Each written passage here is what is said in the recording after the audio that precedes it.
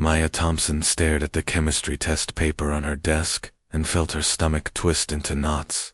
The questions looked like they were written in a foreign language, even though she had studied for hours.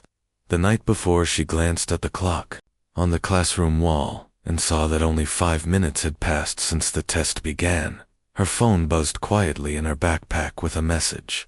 Notification. Maya knew she should ignore it, but the temptation was too strong. She carefully reached into her bag and checked the screen. It was from Alex, her online friend, who she had been talking to for months through their favorite gaming platform. The message was simple but exciting. Alex had written that he was finally in the area and wanted to meet her today, he suggested. They meet at the old observatory outside town around noon. Maya felt her heart race with anticipation. She had been wondering about Alex for so long, and now she finally had a chance to meet him in person. Maya looked back at her chemistry test and then at the clock again. Only 10 minutes had gone by and she was still stuck on the first question. The test would take the full hour, and she was already behind. Maya made a decision that would change her life forever. She stood up, walked to the front of the classroom, and handed her blank test paper to Mrs. Johnson. The teacher looked surprised and asked if Maya was feeling sick. Maya just nodded and gathered her things. She walked out of the classroom and headed straight for the parking lot. Her best friend Katie Walsh was in the hallway between classes and called out to Maya, asking where she was going. Maya quickly explained that she was finally going to meet Alex, the friend she had been talking about. 4 months. Katie looked concerned and reminded Maya that she barely knew anything about this person. Alex could be anyone, and meeting strangers from the internet was dangerous, but Maya was determined and promised Katie that she would be careful. Maya got into her old blue Honda and drove toward the edge of town. The observatory had been abandoned for years, but it was still a beautiful place, with rolling hills and a clear view of the sky. Maya had always loved going there when she needed to think or get away from the stress of school and family life. As she drove, Maya thought about all the conversations she had shared with Alex over the past few months.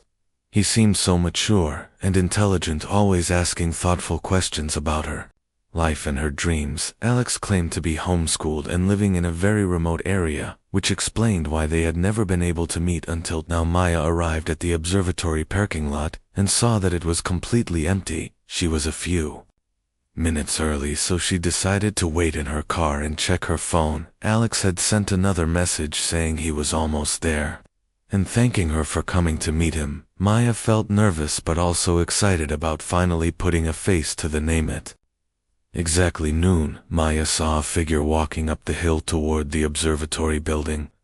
The person was tall and moved with an unusual grace that seemed almost otherworldly. Maya got out of her car and walked toward the figure, expecting to see a teenage boy around her own age. What she saw instead made her stop in her tracks and question everything she thought she knew about reality. The person approaching her was definitely not a normal human being. He was tall and elegant with pale skin that seemed to glow softly in the sunlight. His ears were pointed like an elf from fantasy stories, and his eyes were a strange silver color that seemed to hold ancient wisdom. The being smiled at Maya and spoke in a voice that was both gentle and powerful. He confirmed that he was indeed Alex, the person she had been talking to online for months, but he explained that Alex was just a shortened version of his real name, which was much longer and harder for humans to pronounce. Maya felt like she was dreaming, or maybe having some kind of breakdown from the stress of school. She asked Alex what he really was and where he came from. Alex gestured for her to sit down on a nearby bench and began to explain his true nature and purpose. On Earth, Alex told Maya that he belonged to a species that humans might think of as elves, though they called themselves by a different name. His people had been watching Earth for many years and had been in contact with certain human governments and scientists. Maya was shocked to learn that her own mother, Dr. Lisa Thompson, had been working as a secret liaison between Earth and Alex species for the past 2 years. The revelation hit Maya like a physical blow. She realized that her mother late nights and mysterious Phone calls were not about regular research projects. Dr. Thompson had been helping to prepare humanity for eventual contact with alien civilizations. Maya felt betrayed that such a huge secret had been kept from her. Alex seemed to understand Maya. Confusion and hurt, he explained that the secrecy was necessary because most humans were not ready to learn about life beyond Earth. The process of introduction had to be gradual and carefully managed to prevent panic and chaos. Alex had been assigned to make contact with young humans who showed special qualities. Maya asked what made her special, and Alex smiled again. He told her that she had shown unusual empathy and curiosity in their conversations. Maya had asked questions about his culture and background that demonstrated a rare ability to think beyond her own experience. This quality was exactly what his people were looking for in potential human ambassadors. As they talked, Maya began to notice that other figures were approaching the observatory. She counted at least 3 different groups, coming from different directions. Alex noticed her concern and explained that this meeting was more important than just a casual introduction. Between friends, Alex stood up and looked directly into Maya's eyes with an expression of complete seriousness. He told her that he was not just any member of his species, but actually held a position of great responsibility and power. Alex was the supreme chancellor of something called the Galactic Senate, which governed the relationships between hundreds of different alien species throughout the galaxy. Maya felt the world spinning around her as she tried to process this information. The boy she had been chatting with about homework and movies was actually the leader of an intergalactic government. Alex explained that Earth had reached a point in its development where it could no longer be ignored by the galactic community. The other figures had now reached the observatory, and Maya could see that they were also not human. One group consisted of tall, blue-skinned beings who moved like warriors and carried themselves with obvious military discipline. Another group seemed to float rather than walk, and had features that reminded Maya of ancient legends about angels or spirits. Alex introduced the newcomers as representatives from other major powers in the galactic community. They had all come to Earth to witness this first official contact between their civilizations and humanity. Maya realized that her decision to skip chemistry class had led her into the middle of the most important moment in human history. As the sun began to set over the hills around the observatory, Maya looked at Alex and the other alien beings surrounding her. She knew that her life would never be the same again, and that the comfortable routine of high school and teenage problems had just become completely irrelevant. Maya Thompson was about to become the first human teenager to step into a much larger and more complex universe than she had ever imagined possible. Alex gestured toward the other beings who had gathered around the observatory and began to explain the complex political situation that governed the galaxy. Maya felt overwhelmed as she learned that there were over 400 different intelligent species spread across thousands of worlds. The tall blue-skinned warriors belonged to something called the Zephyrian Empire, which was ruled by powerful women who had built their civilization around concepts of strength and honor. Alex explained that the Zephyrians controlled nearly a quarter of all inhabited worlds and maintained the largest military force in known space. The floating beings with the angelic features were from Alex's own people called the Etherian Collective. They believed in peaceful cooperation and gradual development of younger civilizations. The Etherians had been the dominant force in galactic politics for thousands of years, until the Zephyrians had begun expanding their territory. Maya asked why Earth was suddenly so important if humans had been ignored for so long. Alex showed her a small device that projected holographic images into the air. The images showed Earth from space with bright points of light, marking human cities and technology centers. The device revealed that human technological development had accelerated dramatically in just the past 50 years. Humans had split the atom, developed computer networks, and begun exploring space. These achievements had triggered automatic monitoring systems that alerted the galactic community when a species reached certain milestones, explained that there were strict laws about interfering with developing civilizations, but once a species achieved certain technological capabilities, they had to be formally contacted. The alternative was to let them develop on their own, and risk them becoming a threat to established galactic order. One of the blue-skinned Zephyrian warriors stepped forward and introduced herself as Captain Zora Vex. She was nearly 7 feet tall with intricate tattoos that seemed to glow with their own light. Her voice was deep and commanding as she addressed Maya directly. Captain Vex explained that not everyone in the galactic community agreed with Alex's peaceful approach to human contact. Many Zephyrians believed that Earth should be brought under direct control rather than invited to join as an equal partner. The warrior captain made it clear that she personally viewed humans as potentially dangerous, felt intimidated by Captain Vex, but also curious about her perspective. She asked why the Zephyrians thought humans were threatening. Vex smiled in a way that showed sharp teeth, and explained that humans had a history of violence and conquest that reminded her of species that had caused problems in the past. Alex defended humanity by pointing out that every species had gone through periods of conflict and growth. He argued that humans showed remarkable creativity and adaptability that could benefit the entire galactic community. The key was to guide human development, rather than suppress it. As the discussion continued, Maya began to notice something strange about her ability to understand the different aliens. When Alex spoke, she heard his words in perfect English, but when Captain Vex or the other beings spoke, she somehow understood them just as clearly, even though she could tell they were not actually speaking English. Maya interrupted the conversation to ask about this phenomenon. Alex looked surprised and asked her to describe exactly what she was experiencing. Maya explained that she could understand every word spoken by any of the aliens, even when she could see that their mouths were not forming English sounds. The revelation caused immediate excitement among the gathered beings. Captain Vex stepped closer to Maya and began speaking in what was obviously her native language. Maya understood every word perfectly and was able to respond in English, while somehow knowing that her meaning was being conveyed accurately.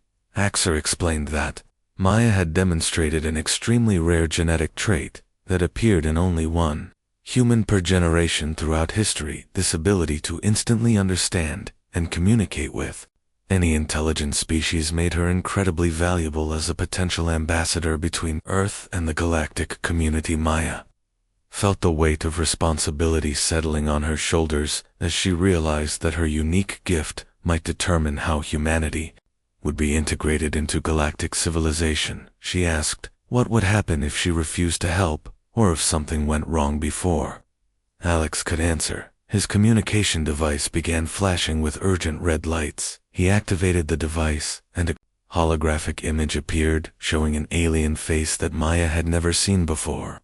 The being in the image was speaking rapidly in a language that sounded like musical tones. Alex's face grew serious as he listened to the message. Maya could understand that the speaker was reporting some kind of emergency at the galactic government headquarters. Captain Vex also received a similar message on her own device, and her expression became grim. The messages were reporting that there had been a coup attempt at the Galactic Senate headquarters on a massive space station called Nexus Prime.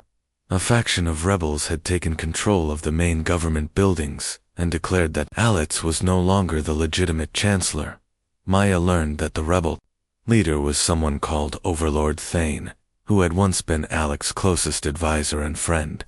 Thane believed that Alex was too weak in his dealings with primitive species like humanity, and wanted to establish a more aggressive policy of conquest and control. Captain Vex explained that the situation was even more complicated because some Zephyrian commanders had joined with Thane rebels.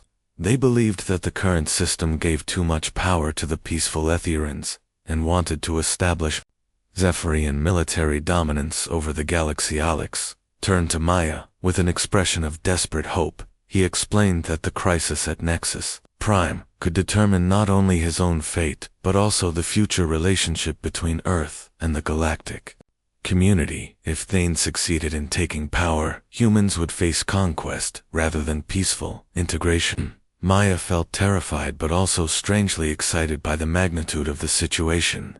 She realized that her normal teenage concerns about school, tests and social problems had become completely irrelevant. Her unique communication abilities might be the key to resolving an intergalactic political crisis. Captain Vex surprised everyone by offering to transport Alex and Maya to Nexus Prime. In her warship, she explained that, while she had disagreed with Alex's policies, she could not support Thane methods of violent overthrow. The Zephyrian Warrior Code demanded that leadership changes happen through honorable challenge, rather than accepted the offer but warned Maya that the journey would be dangerous and that she would be entering a situation far beyond anything humans had ever experienced.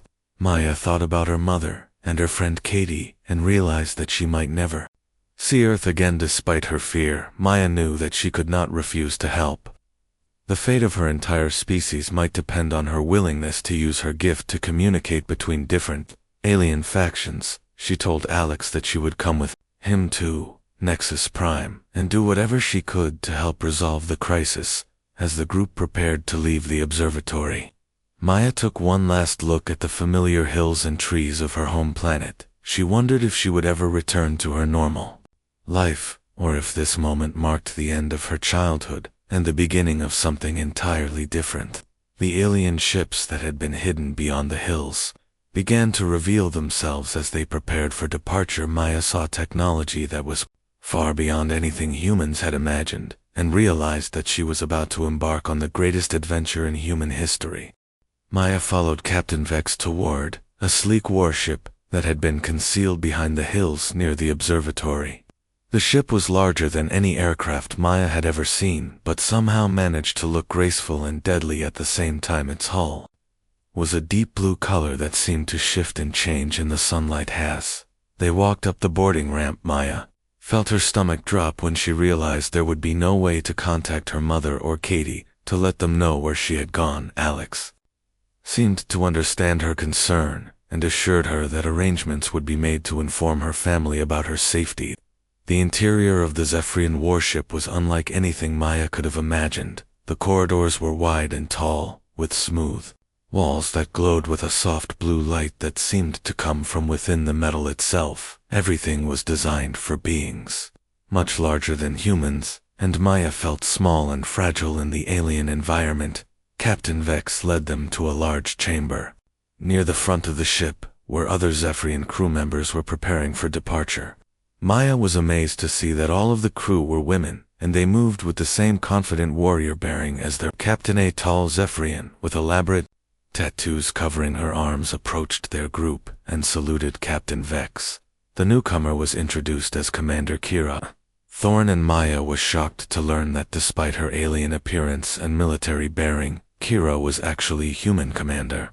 Thorn explained that she had been taken from Earth 20 years ago as a small child, when her family had been involved in an early secret contact incident.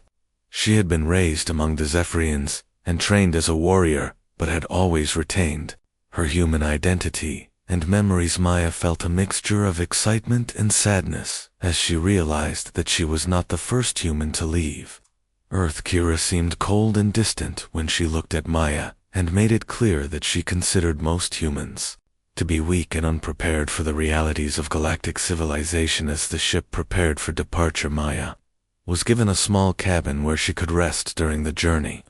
Alex explained that they would be traveling through something called hyperspace, which would allow them to cross vast distances in a matter of hours rather than years. The sensation of entering hyperspace was unlike anything Maya had ever experienced. She felt as though her body was being stretched and compressed at the same time, while colors and lights flashed outside the small window in her cabin. When the sensation stopped, Maya realized they were traveling between the stars. During the journey, Alex spent time explaining the political situation they would face at Nexus Prime. The Galactic Senate was made up of representatives from all member species, but real power was held by three major factions that often disagreed about how the galaxy should be governed. The Peacekeepers were led by Alex's Etherean people, and believed in gradual development and cooperation between species. They supported the idea of bringing Earth into the galactic community as an equal partner with full rights and protections.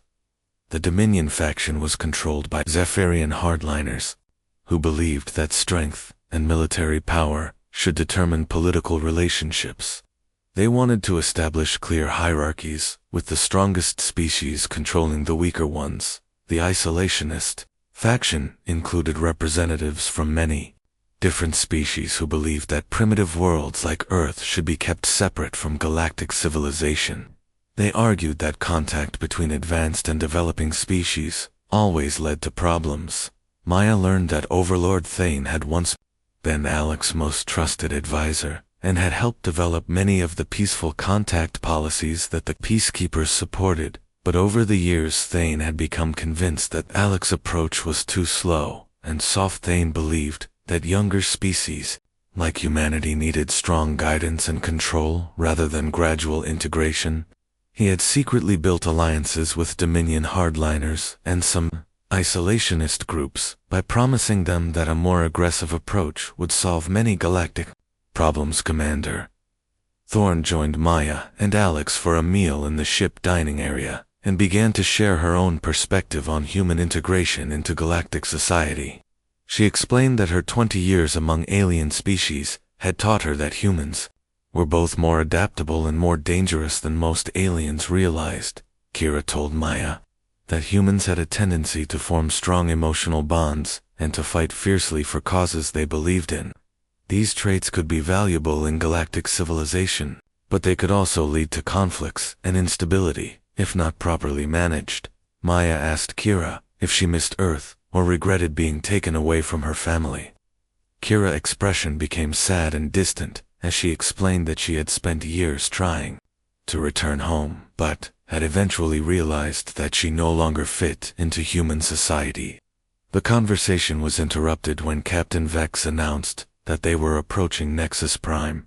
Maya looked out through the ship windows and saw the most incredible sight of her life. The space station was larger than any city she had ever seen, with thousands of docking bays and structures extending in all directions. Alex explained that Nexus Prime housed representatives from every member species of the Galactic Senate. The station was essentially a small world unto itself, with its own atmosphere, artificial gravity, and ecosystems, designed to accommodate beings from hundreds of different environments. As their ship approached the docking bay, Maya could see that the station was in a state of emergency. Red lights were flashing throughout the structure, and many sections appeared to be sealed off. Captain Vex received updated reports that confirmed Thane forces had taken control of the main government buildings. The docking bay where they landed was crowded with ships from dozens of different species. Many of the alien crews appeared to be preparing for evacuation, while others seemed to be organizing for some kind of military action. Maya realized that the political crisis had brought the galaxy to the brink of civil war. Alex loyal supporters met them at the docking bay and provided an update on the situation. Thane had declared himself the new chancellor and was demanding that all species either submit to his authority or face military consequences. Many representatives had already fled the station. Maya learned that her unique communication abilities might be crucial to resolving the crisis because Thane had been spreading propaganda, claiming that humans were planning to invade and conquer other worlds. The lies had convinced many species that Earth posed a threat to galactic peace. Commander Thorn volunteered to help infiltrate the government buildings where Thane was holding the Senate chambers. Her knowledge of both human nature and Zephyrian military tactics made her the perfect person to lead a rescue mission. As they prepared for what might be the most dangerous mission in galactic history, Maya realized that her decision to skip a chemistry test had led her into a situation where the fate of billions of beings across hundreds of worlds might depend on her ability to speak the truth. The group gathered their equipment and prepared to enter the controlled sections of Nexus Prime. Maya felt terrified, but also determined to prove that humans deserved a place in the galactic community. She knew that failure would mean conquest and slavery for Earth, while success might open the door to wonders beyond human imagination. Maya followed Commander Thorn through the maintenance tunnels beneath Nexus Prime, while Alex created a distraction by attempting to negotiate with Thane's supporters in the main corridors.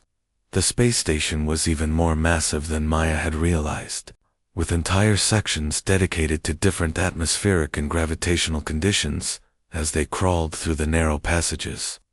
Maya marveled at the diversity of alien life forms she could see through grates and ventilation openings. Some beings floated through the air like jellyfish, while others moved on dozens of legs or seemed to phase in and out of solid matter. Commander Thorn moved with the silent efficiency of a trained warrior, but Maya could see tension in her shoulders that suggested she was struggling with conflicting emotions about the mission.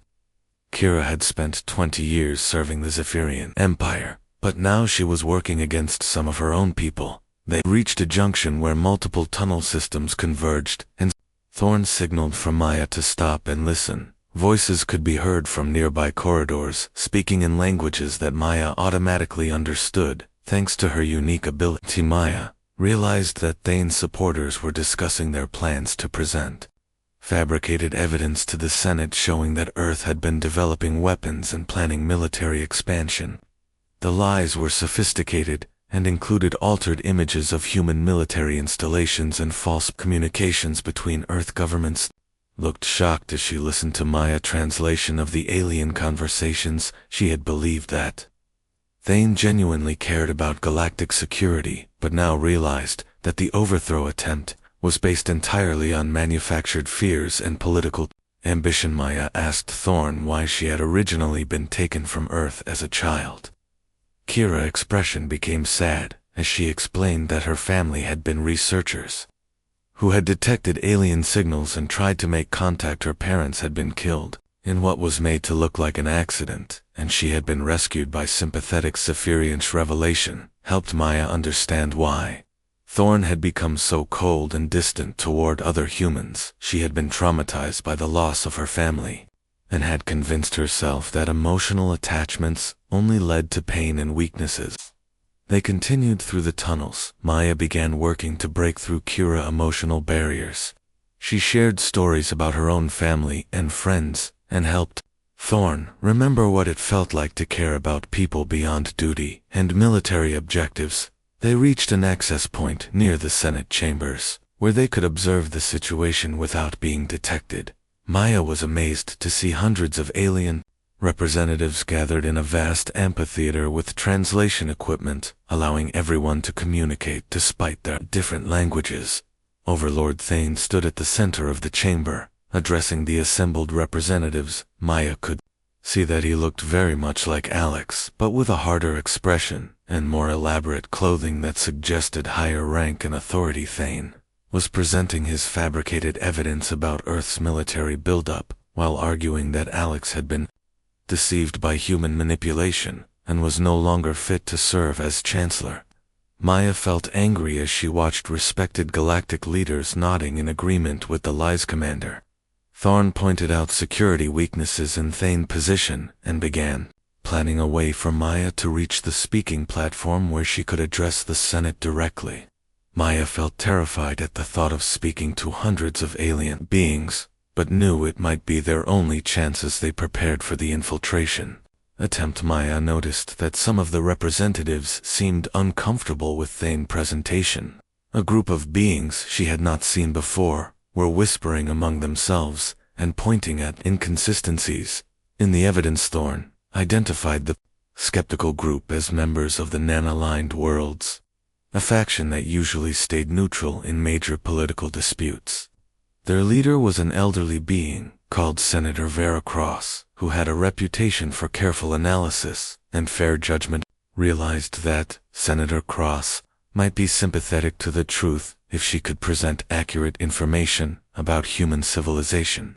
She asked Thorn to help her reach the non-aligned delegation, instead of attempting the more dangerous approach to the main speaking platform. They made their way through additional tunnel systems until they reached a service corridor that connected to the section where the non-aligned representatives had their private meeting rooms. Maya could hear Senator Cross discussing the situation with her advisors. Maya took a deep breath and decided to make direct contact rather than continuing to spy from hiding.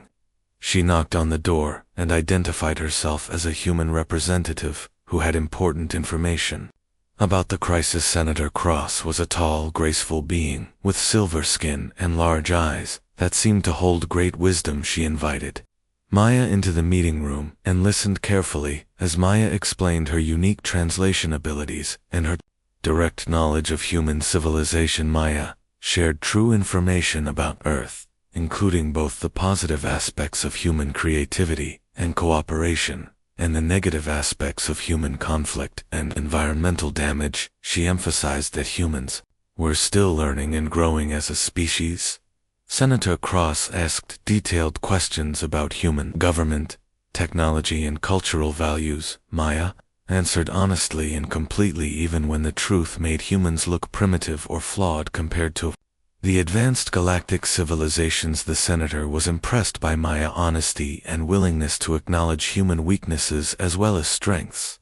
She explained that most species tried to present themselves as perfect when seeking galactic membership, which usually indicated that they were hiding dangerous secrets. Commander Thorne provided additional context about human adaptability and potential based on her own experiences living among aliens. She admitted that her initial coldness toward Maya had been based on her own trauma rather than realistic assessment of human nature. As their conversation continued, Maya could hear that the situation in the main Senate chamber was becoming more urgent. Thane was calling for an immediate vote to authorize military intervention on Earth, and many representatives seemed ready to support his proposal. Senator Cross made the decision to bring Maya before the full Senate to present her perspective on human civilization. She warned Maya that the experience would be overwhelming and potentially dangerous, but agreed that it might be their only chance to prevent a tragic mistake.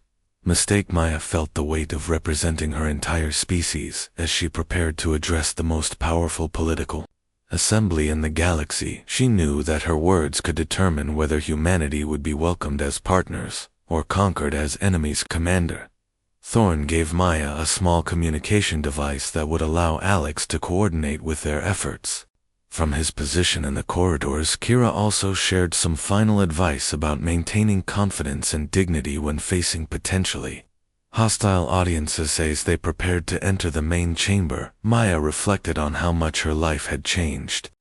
Since she had decided to skip her chemistry test that morning, she had gone from being a worried teenager to serving as humanity ambassador to the galaxy. The doors to the Senate chamber opened, and Maya stepped forward to face her destiny, knowing that the next few minutes would determine the future relationship between Earth and hundreds of other worlds throughout the galaxy. Maya walked into the vast Senate chamber and felt overwhelmed by the sight of hundreds of alien beings, representing civilizations from across the galaxy. The chamber was designed like an enormous amphitheater, with different sections accommodating various atmospheric and gravitational needs. Overlord Thane stopped speaking when he noticed the commotion caused by Maya's entrance. He looked shocked to see a human in the chamber and demanded to know how she had gotten past security. Senator Cross stepped forward to explain that Maya was there as an official witness with important testimony. Maya activated her communication device and heard Alex's voice encouraging her to stay calm and speak from her heart. She looked up at the assembled representatives and realized that her unique translation ability was allowing her to understand dozens of different languages simultaneously. Thane tried to prevent Maya from speaking by arguing that humans could not be trusted and that her presence proved his point about Earth security failures, but Senator Cross invoked Senate rules that guaranteed any species the right to respond to accusations made against them. Maya walked to the center of the chamber and began speaking in a clear voice that carried throughout the vast space. She started by introducing herself as Maya Thompson, a 16-year-old student from Earth who had learned about galactic civilization completely by accident. She explained that she had skipped school to meet a friend and discovered that her friend was actually the Chancellor of the Galactic Senate. Maya could see that many representatives were amused by the simple honesty of her story and were beginning to pay attention. Maya continued by sharing details about her normal human life, including her struggles with chemistry tests, her friendship with Katie, and her relationship with her mother. She emphasized that most humans had no idea that alien civilizations existed. She addressed Thane accusations directly by explaining that the military installations he had shown were designed to protect Earth from threats that humans imagined might come from space. Maya pointed out that human weapons were primitive compared to galactic technology. Maya shared stories about human diversity and creativity, including examples of art, music, literature, and scientific discoveries. She also acknowledged human history of conflict and environmental damage, while emphasizing that humans were learning from their mistakes. The chamber became completely silent as Maya spoke about her friendship with Alex and how learning about galactic civilization had changed her perspective on her own species. She explained that humans had the potential to contribute valuable ideas and energy to galactic society. Maya could see that her words were having an impact on many representatives who had never heard a human speak for themselves. Several beings were whispering among themselves and nodding in agreement with her points. Overlord Thane became angry as he realized that Maya's testimony was undermining his carefully constructed arguments. He interrupted her speech and accused her of being a trained deceiver, sent to manipulate her Senate with false emotions. Maya responded by challenging Thane to present any evidence that she was anything other than an ordinary teenager who had been caught up in extraordinary circumstances. She pointed out that his accusations about human deception were themselves based on fabricated evidence. Captain Vex surprised everyone by standing up and addressing the Senate in support of Maya. The Zephyrian warrior explained that she had initially been suspicious of human intentions, but had been impressed by Maya's courage and honesty. Announced that after careful consideration, she was breaking with the Dominion hardliners and supporting Alex's peaceful approach to human integration.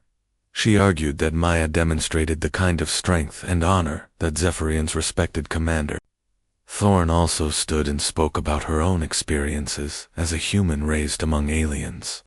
She explained that while humans had flaws and limitations, they also had remarkable adaptability and potential for growth. The tide of opinion in the chamber began to shift as more representatives spoke in favor of giving humanity a chance. Senator Cross called for a formal vote on Earth status, while Alex's supporters moved to restore him to his position, as Chancellor Thane made a desperate final attempt to seize control by claiming that the Senate had been corrupted by human influence and calling on his military supporters to take action. Several armed beings moved toward the speaking platform. Maya stepped between Thane and the other representatives and spoke directly to his supporters. She challenged them to consider whether they really wanted to start a galactic civil war based on lies and fear, rather than truth and hope. Alex appeared in the chamber with a group of loyal security forces who had managed to retake control of key station systems. The confrontation between the two sides created a tense standoff that could have erupted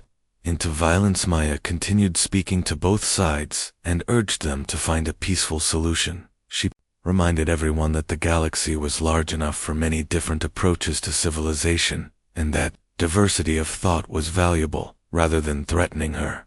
Words helped to diffuse the immediate crisis, as many of Thane's supporters realized that they had been manipulated and began to lay down their weapons. Thane himself was isolated and eventually agreed to surrender in exchange for exile rather than imprisonment.